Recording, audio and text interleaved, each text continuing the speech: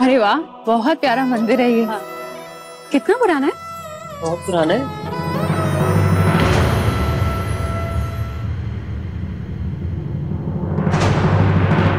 जनक,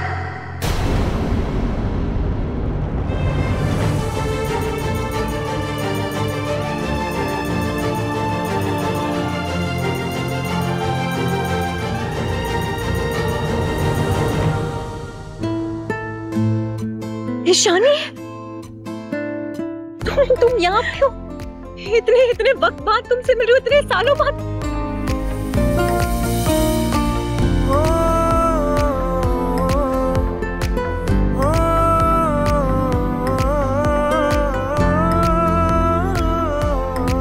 कैसी हो तू? और इतने सालों तक कहाँ थी?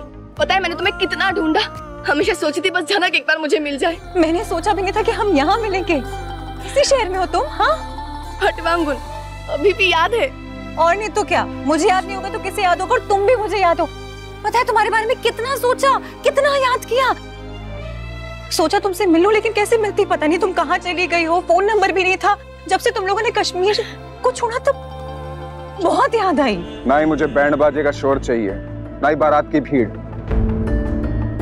मुझे तो बस शादी के 4 मंत्र और 7 फेरे होने के बाद इसकी बाप की आंखों के सामने जाके खड़ा हो जाऊंगा दामाद जी बनकर।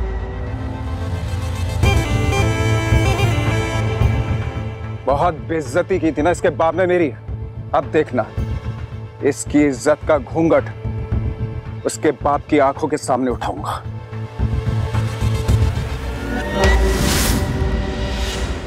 नाम क्या है उसका? मून। मून।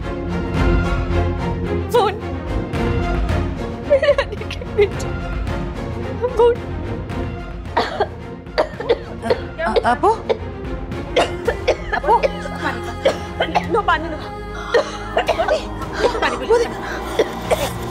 अपो, ऑफ कोर्स खेती करती हूँ मैं। वो क्या है ना कि हर एक काम आपको कुछ ना कुछ सिखा के जाता है, तो मुझे खेती करना अच्छा लगता है। वैसे तुम बताओ, तुम आजकल क्या कर रही हो?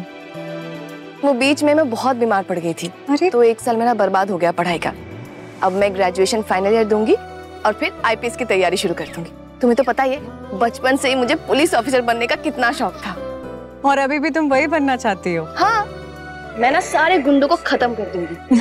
मैं आईपीएस बनूंगी क्योंकि देश को मेरी जरूरत है, इस गाँव को भी मेरी जरूरत है। तुम्हें पता है, इस गाँव में आते ही मेरा पंगा हो गया। यहाँ पे एक बहुत ही बदतमीज लड़का है, मेरे साथ भी बदतमीजी कर रहा था। मैंने घुमा के थप्पड़ मार दिया। अब इस बात को लेके पूरे गांव वाले मुझसे नाराज है। गांव वाले तो क्या, मेरे घर वाले भी मुझसे नाराज है, जिनके यहाँ मैं रह रही हूँ। बिल्कुल नहीं बदली हो तुम, वैसी की वैसी। तुम भी तो नहीं बदली।